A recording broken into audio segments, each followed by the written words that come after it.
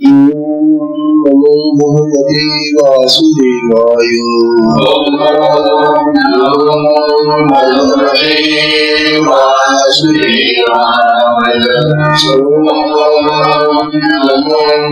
भगवते वासुदेवाय। नमो भगवते वासुदेवाय। नमो भगवते वासुदेवाय। श्री सद्गुरुनाथ महाराज की जय। अवधूत चिंतन श्री परम श्री सद्गुरु संत ज्ञानेश्वर महाराज की जय। परम पूजनीय श्री सद्गुरु संत ज्ञानेश्वर महाराज साधकांचे मायबाप बाळयोगी आणि भगवान विष्णूचे अवतार असलेले ज्ञानोबा यांचा श्री अमृतानुभव तथा अनुभवामृत नावाचा ग्रंथ आपण पाहतो। या ग्रंथाचे आता आपली 3 प्रकरण संपलेली आहेत। कालचा जो भाग होता 3ऱ्या प्रकरणाचा तो अतिशय उद्बोधक होता। काल ज्या साधकांना ते ऐकायला मिळालं त्यांच्या लक्षात राहील काही गोष्टी इतक्या महत्वाच्या असतात की त्या ऐकल्या गेल्या पाहिजे। ज्ञानोबांनी काल आपल्याला असं सांगितलं शेवटी, कारण हे जे 3रं प्रकरण होतं ते वाचारूढ परिहार नावाचं प्रकरण होतं। वाचारूढ परिहार ज्ञानोबांचा या ज्या 4 वाणी आहेत त्यांच्या देहामध्ये परा, पश्यंती, मध्यमा आणि वैखरी, या ज्या 4 वाणींचा संगम आमच्या देहामध्ये सतत जुळलेला असतो आणि त्या आपल्या देहामध्ये बालपणापासून तर मरेपर्यंत कार्यरत राहतात। या वाणीचा उपयोग आम्हाला जगातल्या ज्ञानासाठी होतो, कारण जगताचे जे ज्ञान आहे, संसाराचं जे ज्ञान आहे, पदार्थांचं विषयांचं जे ज्ञान आहे, ग्रंथांचं जे ज्ञान आहे, शब्दांचं जे ज्ञान आहे ते वाणीच्या माध्यमातून आम्हाला मिळतं आणि वाणीच्या माध्यमातून मिळत असल्यामुळे ते ज्ञान आम्हाला जसं उपकृत करतं, खूप आमच्या त्यांनी उपकार केला त्या वाणीने आणि आम्हाला या जगाचा परिचय करून दिला। परंतु शेवटी ते जे वाणीचं ज्ञान आहे, वाणीनं दिलेलं जे ज्ञान आहे तेही ज्ञानोबा असं सांगून गेले की तेही नाशवान आहे, कारण त्या वाणीही नाशवान आहे, मर्त्य आहे, मरणारे आहे। काल आपण पाहिलं की मनुष्याच्या मरणाच्या अगोदरच त्याची वाचा बंद होऊन जाते आणि त्या वाणी समाप्त होऊन जातात। तेव्हा वाणी जर नष्ट झाली तर मग त्याला बोलता येत नाही, काही सांगायचं असलं सर्वना मरता मरता त्याला काही 2 शब्द नाही सांगता येत त्याला। तात्पर्य असं की या वाणी ज्या आहेत आमच्या देहामध्ये त्या नश्वर आहेत, नाशवान आहेत, परिवर्तनशील आहेत आणि महत्वाची गोष्ट ज्ञानोबांनी सांगितली की त्या विद्याजनक आहेत। विद्या देतात त्या, पण ती जी विद्या आहे, ते जे ज्ञान आहे ते लौकिक ज्ञान आहे, जगाच्या संबंधीचं ज्ञान आहे।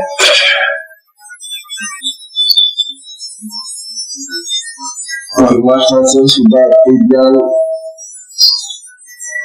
शाब्दिक ज्ञानाला देतात, घेत नाही असं नाही, परंतु शेवटी सगळं शाब्दिक ज्ञान हे आत्म्यापर्यंत पोहोचतच नाही, कारण आत्म्यामध्ये शब्द नाही, आत्मा निशब्द आहे, आत्म्याला कुठली वाणी नाही. असा हा जो आत्मा जो ज्ञानपूर्ण आहे, ज्ञानयुक्त आहे, आणि त्या आत्म्याचं जे ज्ञान आहे ते त्या आत्म्यामध्ये विकृत भरलेलं आहे. ते ज्ञान मात्र या वाणीच्या माध्यमातून आम्हाला कधीही होत नाही. वाणी कोणती वाणी घ्या, कोणती वाणी ही आत्म्यापर्यंत पोहोचत नाही. म्हणून वाणीच्या माध्यमातून होणारं जे ज्ञान आहे ते लौकिक ज्ञान आहे. मग ते आत्म्यासंबंधी जरी ग्रंथ असला तरी ते शाब्दिक ज्ञान होतं. आत्म्याचं विज्ञान आहे ते शाब्दिक ज्ञान नाही आहे. आत्मा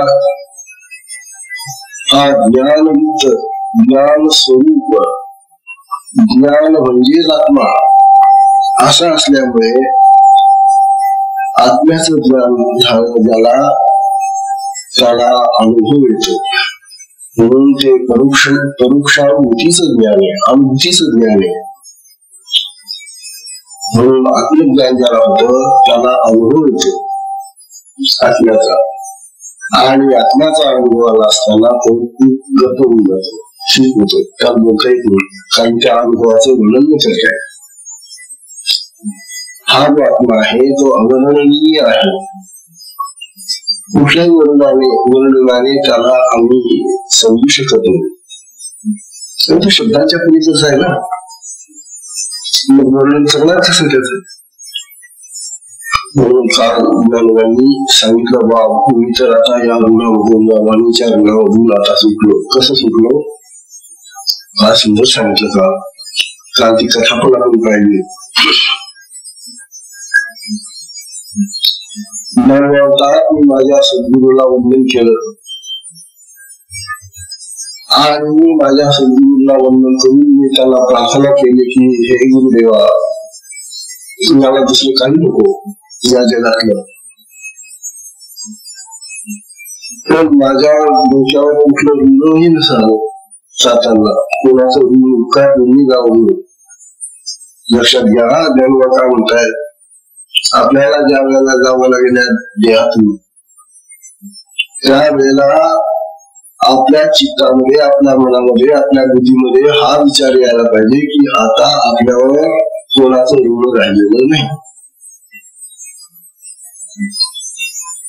आपण आता सगळ्यांचं ऋण मुक्त करू, मोकळे झालो, आणि असा जो मनुष्य ऋणमुक्त होऊन देह सोडतो तो अखंड आत्मानंदात राहतो. म्हणून साधकांना हा उद्देश आहे ज्ञानवांचा. ज्ञानवाचा बसलेले जाऊन नाही, ते तर संजीवन समाधीमध्ये बसलेले येतात.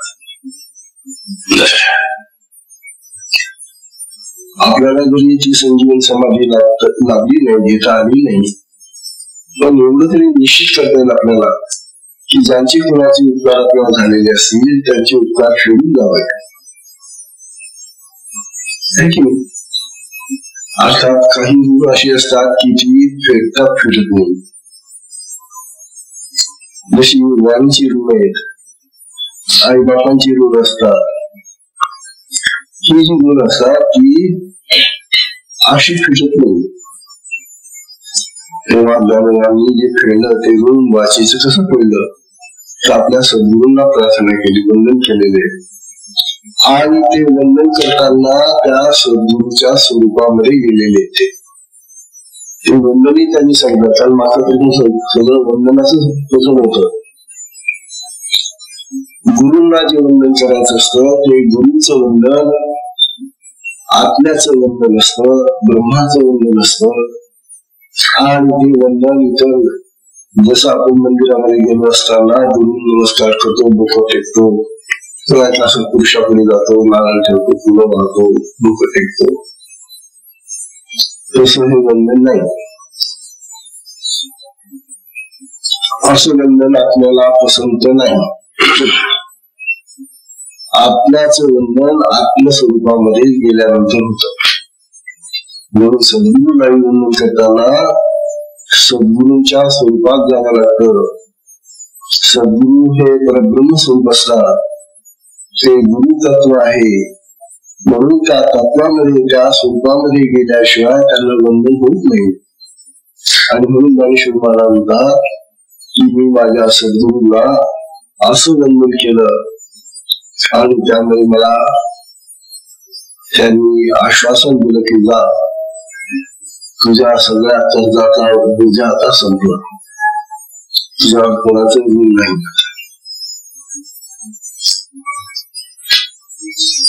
आता हा जो कर्जाचा बोजा आमच्यावर राहिलेला आहे, ज्ञानोबा सुचून गेले. आम्ही शाळेत आहोत तेव्हा साधू असलेले, आम्ही शिष्य असलेले हे ज्ञानोबा, हे गुरुदेवा, आम्ही कसं सुटावं. तेव्हा ज्ञानोबा आम्हाला या ग्रंथातून ही जाणीव देत आहेत. हा जो ग्रंथ आहे अमृत अनुभव, हा अमृताचा अनुभव देणारा ग्रंथ आहे. अनुभव म्हणजे प्रत्यक्ष अनुभूती. एकदम वाचार्थाने नुसती शाब्दिक कर्मूक नाहीये नुसती. तर हा जो अनुभव आहे हा अमृताचा अनुभव म्हणजे आपल्याचा अनुभव देतात ज्ञानोबा. आपल्याला आत्म्याचा अनुभव आणून देतात ते. म्हणून हा ग्रंथ वाचलाच गेला पाहिजे, ऐकला तरी गेला पाहिजे कमीत कमी. किंवा काल ज्ञानोबांनी आपल्या गुरूला नमस्कार केला, वंदन केलं आणि केलं गेलं. तर आता तुम्ही म्हणाल ज्ञानोबांना ते करता आलं, गुरुचं ऋण ते ऋण प्रगट करता आलं आणि ते ऋण त्या गुरुने फेडलं, त्यांचं नाहीसं केलं. मला गुरु हे देह नाही, व्यक्ती नाही. आम्ही काय समजतो गुरु म्हणजे कोणतरी देह, व्यक्ती, माणूस. गुरु ही व्यक्ती नसते. गुरु ही त्या आत्म्याची शक्ती असते. ते आत्मतत्व असतं, ते परब्रह्म स्वरूप असतं. आपली गुरुता दररोज सांगते आपल्याला. किंवा असं हे जे परब्रह्म स्वरूप आहे गुरुचं, त्या परब्रह्म स्वरूपाला आपण शरणागत होऊन त्यांच्याशी समरस होऊन आपण हे ऋण मुक्त व्हायला पाहिजे. आपण आपल्याला ते या पुढच्या प्रश्नामध्ये या वाणीने दिलेलं जे ऋण आहे ते कोणतं आहे हे तरी कोणते ऋण आहे. पण काय ऋण आहे? जसं आपल्या आजोबा पंजोबांनी आपल्या त्यांच्या नावात आपल्याला काहीतरी कर्ज घेतलेलं असतं. सावकारातून त्यावेळेस सावकारी होती, त्यांनी कर्ज काढून ठेवलेलं असतं आणि ते बिचारे फेडता फेडता गेले निघून. मग ते त्यांच्या त्या मुलांवर होते, त्या मुलांना फेडावं लागतं ते. आता ते ऋण काय, किती, कसं काढलं होतं त्यांनी देऊ झालं, पण आपल्याला फेडायचं काम आपलं ना. कसं आपल्याला आता जे ऋण फेडायचं या वाणीचं, ही जी वाचा आहे परा पश्चिमी मध्यवाणी वैखरी, या भाषांचं जे ऋण आहे, कर्ज आहे आपल्यावर, उपकार आहेत आपल्यावर, ते कशी फेडायचे, साठी काय आहे त्याचा विचार आता चौथ्या प्रकरणामध्ये आपल्याला समजून सांगताय. हे चौथ्या प्रकरण सुद्धा सगळ्या ग्रंथ चांगला आहे.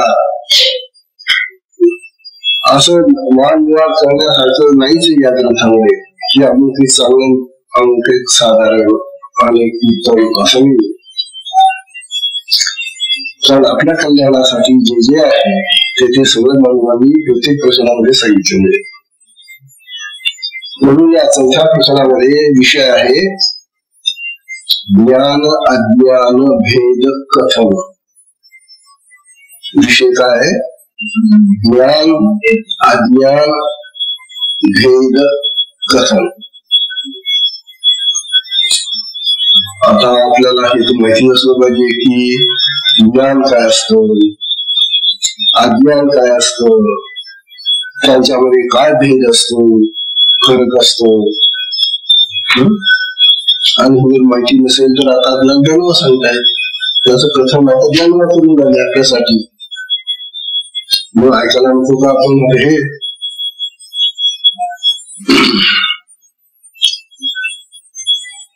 कालचा विषय झालेला आहे आपला. जन्मतः आम्ही अज्ञानी असतो, हे तर खरं. जन्मतः आम्ही अज्ञानी असतो. या जगाचा कुठलाही काही परिचय नाही आम्हाला. जगाचा नाही, कुठल्याच कलेचा नाही, कुठल्या ग्रंथाचा नाही, कुठलाच परिचय नाही. प्रपंचाचा नाही, परमार्थाचा आहे. म्हणजे आमचा जन्म अज्ञानात होतो, हे सगळ्यांना माहिती आहे. लागून काय असतात हे जे अज्ञान आहे, अज्ञान आहे, अज्ञान आहे. आणि ते अज्ञान कलेला लोक कौतुकाने सांभाळतात. आणि म्हणजे माझं बाळला अज्ञानी अज्ञानी त्याला मागून खबर का खबर मागू नका, अज्ञानी लहान. तेव्हा अज्ञान हे सुद्धा कौतुकाचा विषय होऊन जातो आईच्या दृष्टीने, कारण तिला माया आहे. तेव्हा हे जे अज्ञान आहे आम्हाला, ते अज्ञान लहानपणापासून असतो. मग तुम्ही म्हणता किंवा कधी संपतच नाही अज्ञान, संपत कटे हे अज्ञान मरेपर्यंत राहत. मी तुम्हाला पुष्कळ सांगू इच्छितोय की आपल्याला आंबळ्याचं सुद्धा संपूर्ण ज्ञान नाहीये, आहे का? आंबळ्याला किती गल्ले आहे, किती घर आहे, त्या घरांमध्ये किती लोक राहतात, आहे की काही माहिती? आपण ज्या गल्लीत राहतो त्या गल्लीच्या आजूबाजूला काळजी घर असा, आपली जे नाते मंडळी असते, मित्र मंडळी असते, त्यांचाच परिचय असतो फक्त. बस त्यांचं ज्ञान असतं आपल्याजवळ. बाकीचं आंबळ्याचं एवढं आता किती मोठी बसी झाली, कुठं ज्ञान आहे मला? आणि जर समजा आपण या आंबळ्यातून दुसऱ्या कुठल्या गावाला गेलो, तिथं लोकांनी विचारलं तेव्हा आंबळ्याला ते अमुक रस्त्यातून राहतात, तुम्ही आंबळ्याचे ना? हो. तुम्हाला ते माहिती असेल ना, आमचे मित्र राहतात तिथे. आम्ही काय सगळ्या आंबळ्याची माहिती घेऊन ठेवली का? आंबळ्याला लांब राहिलं का? तेव्हा त्यांना सांगावं लागतं, बाबा नाही मला मंडळची तुमच्या त्याबद्दल काही माहिती नाही, ते अज्ञान आहे मला. तात्पर्य असं की जर एका आंबळेचं एवढं अज्ञान आहे तर तालुक्याचं किती, जिल्ह्याचं किती, मग महाराष्ट्राचं किती अज्ञान आहे, आणि मग सगळ्या देशाचं किती अज्ञान, आणि मग जगाचं केवढं अज्ञान आहे.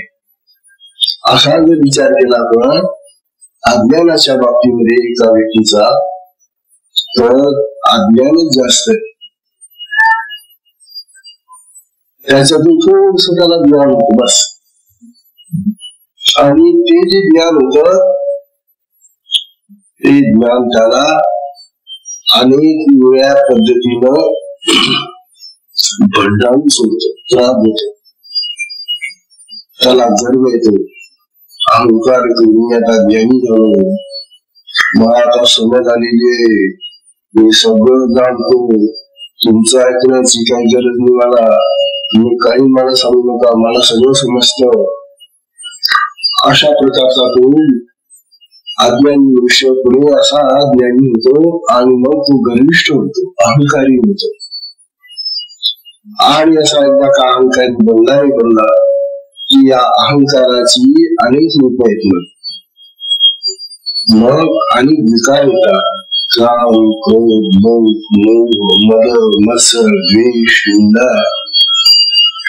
त्रिगुण आहेत, सत्व, रज, तम. नाना प्रकारचे कर्मसंस्कार आणि बऱ्या काय गोष्टी बनवत असेल तर आज्ञानेचा जेव्हा बरा होता निदान आज्ञानीच होता तेव्हा. पण आता तो ज्ञानी झाल्याबरोबर त्या ज्ञानाच्या भोवती केवढं वेठवळ जमवलं त्याने, केवढं भांडण जमवलं. आणि हे जे जमवलेलं आहे हे सगळं मर्यादित आहे, नाशवंत आहेच आहे, पण त्याच्या जीवालाही सुखरूप देणार आहे म्हणून या अनेक गोष्टी म्हणून त्याला पीडा होते, त्रास होतो, दुःख होतं, कष्ट होतं, त्याची बदनामी होती, त्याची अपकिष्टी होते, काय नाना प्रकार होता. म्हणजे ज्ञान जे होतं ते ज्ञान वाणीतून मिळाले आहे आणि वाणीतून मिळालेलं ज्ञान हे आम्हाला अशा पद्धतीनं जगामध्ये मत्त करत, गर्विष्ठ करत, अहंकारी बनवत आणि नंतर आमचा आदरपार होतो. ज्ञानोबा आपल्याला सांगून राहिले, बाबांनो, शिष्यानो, तुम्ही केलं असं करू नका रे, आज्ञेने राहू नका खरं, पण आता जे तुम्हाला ज्ञान होईल ते ज्ञान कसं असलं पाहिजे आणि त्या ज्ञानाचा उपयोग काय करायचा, ते कोणतं ज्ञान पाहिजे आणखी ते ज्ञान आपल्याला इथं भेद कथन म्हणून या प्रश्नात सांगणार आहे.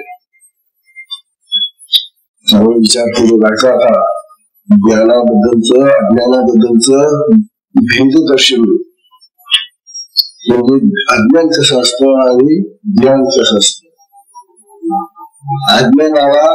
अज्ञानाला आणि ज्ञानाला या प्रसंगामध्ये ज्ञानोबांनी फार सुंदर प्रकारे आपल्याकडे मांडलेले. इतकं सुंदर असं वर्णन कुठल्याच ग्रंथात नाही. अमृताचा अनुभव हा अमृताचा अनुभव आहे हे वारंवार लक्षात येतं. मग आजची पहिली सोडली पहिल्या ज्ञानोबा सांगणाऱ्या आता अज्ञानाचे मारे, आता अज्ञानाचे मारे ज्ञान अभेदी वावरे, ज्ञान अभेदी वावरे. त्याला लगेच दृष्टांत देऊन टाकलं बरोबर. नींद साधून जागरे नांदीजे जीव, नींद साधून जागरे नांदीजे जीव. नींद सोडून जाता येईल काय म्हणतात मला असं म्हणून की आता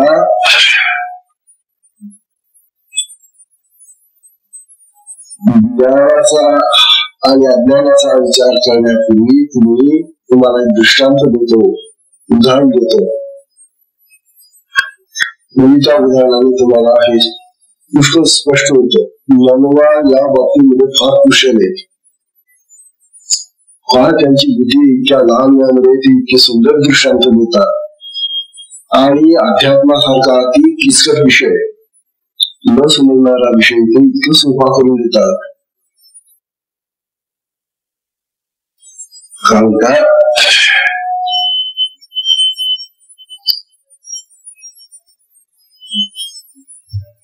अज्ञानाचा नाश व्हायला पाहिजे. हे कशाने अज्ञानी रंजाई का चले का. समजा तुम्ही बाजारात गेला आणि तो मुलगा जो कोणी आहे तुमच्या बरोबर तो अज्ञानी असणार, त्याला काही ज्ञान नाही ना. बाजारामध्ये प्रथमच नेला आहे तुम्ही त्याला. आता तू त्या बाजारातल्या वस्तूकडे पाहून त्याला तर आश्चर्यच वाटेल ना. नवीन वस्तू सगळ्या, कोणती वस्तू खाण्याची आहे, कोणती वस्तू अंगावर घालण्याची, कोणती वस्तू खेळण्याची हे माहिती राहील का त्याला. थोडंफार कळलं असेल तर कळलं असेल, परंतु बाजारात गेल्यानंतर तो असा बोलून जाईल, अज्ञानी होतो. त्याला काही कळणार नाही, हे विषयाचं दुकान आहे, हे काय लावलं याने, ते गोल गोल चक्र्या कसल्या आहेत त्या, ते गोल गोल असे काय बनवले याने, का उपयोग आहे, असं तो तुम्हाला सारखे प्रश्न विचारेल. अज्ञानी माणसाचं हे स्वरूप आहे की त्याला या जगातल्या वस्तूंचं विषयांचं ज्ञान हवं असतं, आणि ते विषयांचं ज्ञान त्याच्या वाणीने होत आणि इंद्रियांनी होत. ज्ञानेंद्रिय त्याला, तेव्हा ती पंचज्ञानेंद्रिय आणि ह्या चार वाणी यांच्यामध्ये त्याला जगताचं आणि जगतातल्या विषयांचं ज्ञान होत. ज्ञानवा सांगितले असं ज्ञान होत असताना त्याचं जे मूळचं अज्ञान आहे ते नाश पावतं. हे सांगितलं. समजा त्याने अजून जिलेबी खाल्लेली नाहीये, पण तो बुटा किनारा, हे काय कसं लागतं हे, त्या वडिलांनी समजा ती जिलेबी घेतली विकत, त्याला सांगितलं ज्ञान मला बाबा मला सुशी मी वाईट चुकला तर मी त्याला खा रे. मी त्याला बोल लागलो, अरे वा छान आहे का जिलेबी, त्याला काय म्हणतो बाबा, ते मला जिलेबी म्हणतात. जिलेबी हा शब्द त्याने आता प्रथम ऐकलेला आहे, याच्याबद्दल त्याला अज्ञान होत. आता जिलेबीचं अज्ञान गेलं आणि जिलेबीचं ज्ञान झालं, हे तर खरं की नाही. पण हे ज्ञान जे झालं ना, ते अज्ञान एक वेळेला बरं होत असं म्हणावं लागलं त्या बाबाला. का तर प्रत्येक वेळेला हा गेला की तिथे दूध दाखवू ना, बाबाला बाबा जिलेबी आहे ना. तात्पर्य असं की अज्ञानामध्ये सुख असतं, त्या वेळेला बरं असतं, पण त्याला त्या वस्तूचं ज्ञान झालं की त्या वस्तूबद्दल एक आवड निर्माण होते, नाही तर घृणा निर्माण होते. कालची आपण तिच्या काळातलीच आहे. तेव्हा जर त्या वस्तूबद्दल त्याला आवड झाली तर तू बाबाला तेच मागेल, आणि समजा नावड निर्माण झाली, आवड निर्माण नाही झाली तर बाबाला तू तरी लावून येणार ती वस्तू, आणि दुसरीकडून साधही घरातले तर त्याला तू खाऊ देणार नाही. काय झालं मग, हा आपल्याला जतेच बरं होतं की नाही, हा दुसऱ्याला खाऊ देते तो खात नाही, किंवा हा तेच मागतोय सारखं. तात्पर्य जगामधलं सगळं ज्ञान जेवढं आहे हे ज्ञान आपल्याला अशा तऱ्हेनं आसक्त बनवत. आपल्याला जी आसक्ती निर्माण होते, आपल्याला जे प्रेम निर्माण होतं, प्रेम म्हणा त्याला, आसक्ती, प्रेम, इच्छा, वासना हे जे निर्माण होतात हे त्या ज्ञानामुळे आले.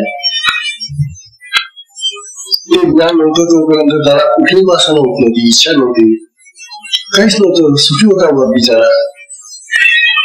म्हणून आम्ही लोक आता बघा, आपण जसजसे जास्त ज्ञानी होत जातो ना तसतसे रोगाकडे लवकर लवकर जातो. रोगाचे विषय आपल्याला पटकन गाठतात. म्हणून जे अज्ञानी लोक आहेत ते बरे, त्यामुळे इतके विषय माहिती नका खाण्याचे.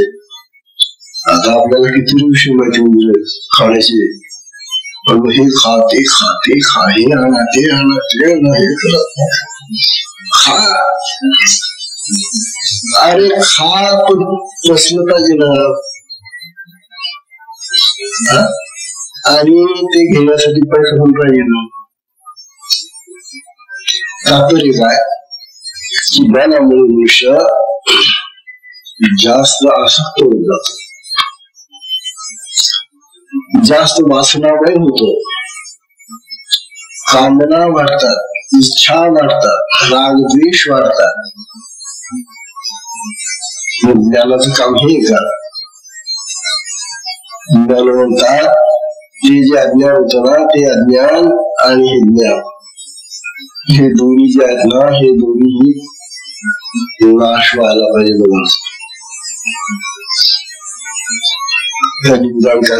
आता अज्ञानाची मारे, अज्ञानाला मारायचं. अज्ञानाची निवारे ज्ञान अभेदे वावरे. मग ज्ञान एकटंच राहतं की नाही? अभेद म्हणजे काही भेद नाही, मग अभेदाने राहत ते. परंतु निज साधवणी जागरे निधी जेवी नांदी जेवी. ज्ञानवा उदाहरण असं देत आहे की आपल्याला बघा, झोप येते, झोप कामटा नीद साधवणी जागरे, नाही का? नीद साधवणी जागरे,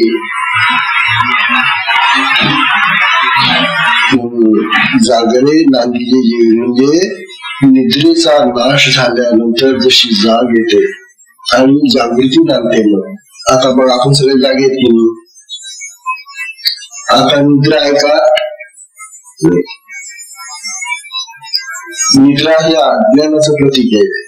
हे तर खरं, आपण झोपेत असू तर अज्ञान असं का नाही. जागृती आली की मग त्याच्यात सगळं ज्ञान येतं नाही आपल्याला. आपण पाहतो, दररोज पाहतो उठल्याबरोबर. पण आपण जोपर्यंत झोपलेले असतो तोपर्यंत अज्ञानी, आणि ती झोप संपली की लगेच जागृती येते, जागर होतो आपण. आणि जागृती त्या निद्रेवर राज्य करते. अज्ञानावर जागृती राज्य करते. रात्री झोपला, जागृती गेली, मग कोणी पुन्हा ती निद्रा घेतलं. हे तर दररोज आमचा अनुभव तसं जीवन आहे की काही काळ आम्ही जागृतीत घालवतो आणि काही काळ निद्रेत घालवतो. काही काळ आमचा ज्ञानात जातो आणि काही काळ आमचा अज्ञानात जातो. मग ज्ञानाची घमंड कामा करता हो तुम्ही? पूर्ण ज्ञानी आहात का?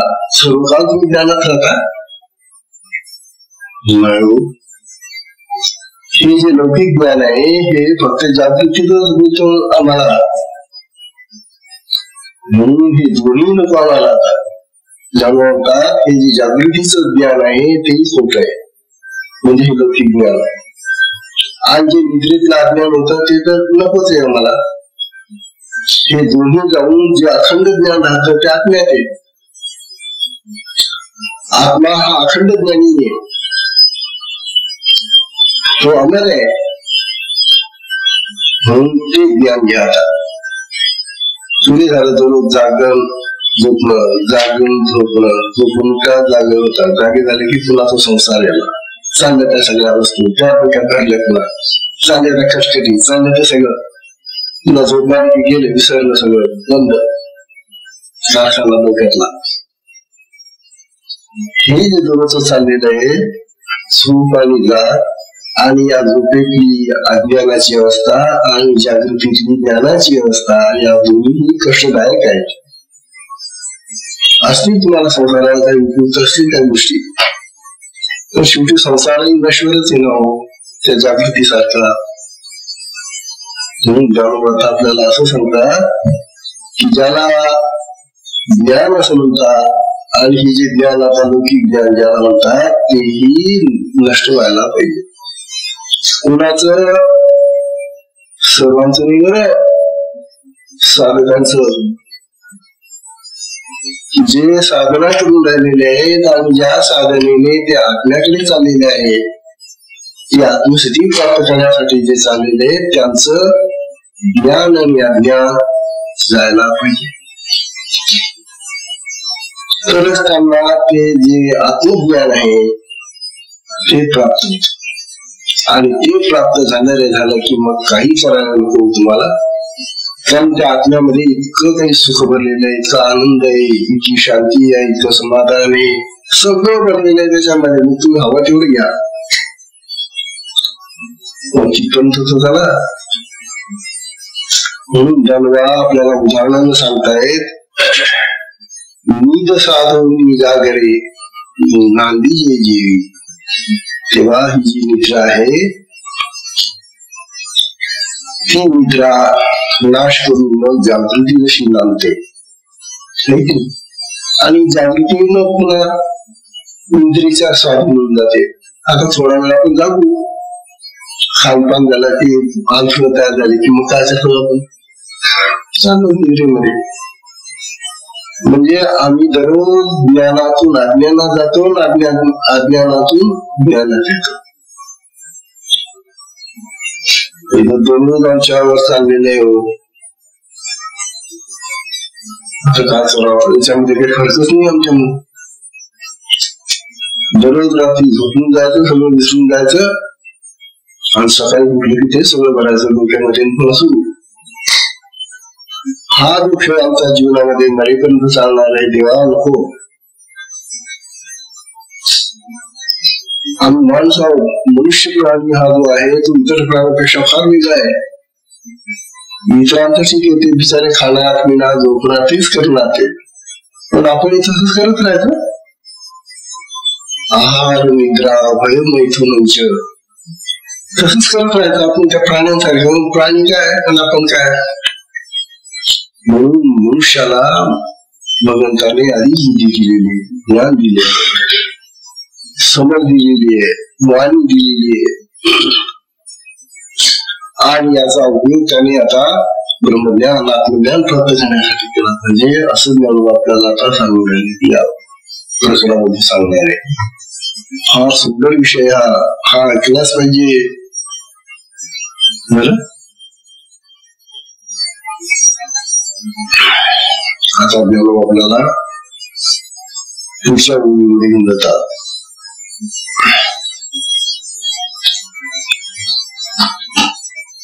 बरं, तुम्हाला ज्ञान आवडतं का अज्ञान आवडतं असा प्रश्न विचारला आहे.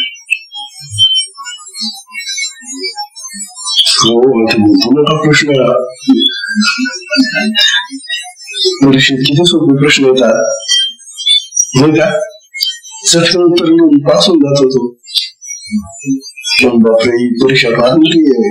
त्यामुळे आमची परीक्षा काय घेत आहो, तुम्हाला काय पाहिजे, तुम्हाला काय आवडतं. आता आम्ही तर तेच म्हणू की बा आम्हाला ज्ञानच पाहिजे. पण संसार प्रपंच जगात हे ज्ञानाने चालतं आमचं. म्हणून आम्ही तर ज्ञानच मागू. पण ज्ञानाला सांगायला या ज्ञानामध्येच तुम्ही बिघडून जा. बरं, झोपेमध्ये गेलेला माणूस कधी बिघडतो का? कधी रस्ता चुकला का होतो? तो काय चालणार हो, ते झोपला होता पण गावावरून कुठे गेला कोणा शकतो रात्री, असं कधी होतं का? पास होत नाही.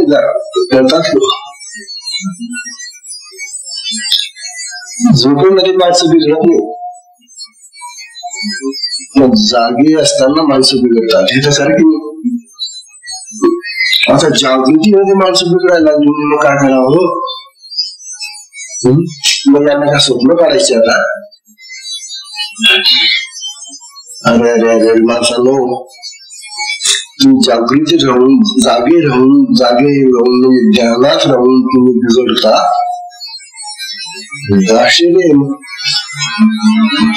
म्हणून दानवा म्हणतात हे तुमचं जे जागणं आहे ना आणि हे तुमचं जे जागण्याचं ज्ञान आहे ना, हे सगळं वाईट आहे. हेही त्या अज्ञानासारखंच आहे. हे अज्ञान जसं तुम्ही नाही म्हणता तसं हे ज्ञानही नाकारा सोडा आहे, चला बाजूला वा. आपल्याला सांगतायत. हा अतिशय सुंदर विचार आहे. तेव्हा सत्संगाची वेळ संपली. दुसरी सुंदर होता. काही प्रश्न आता सुरू झालेले आजपासून, तेव्हा साधकांनी लाभ घ्यावा आहे. हरिओम.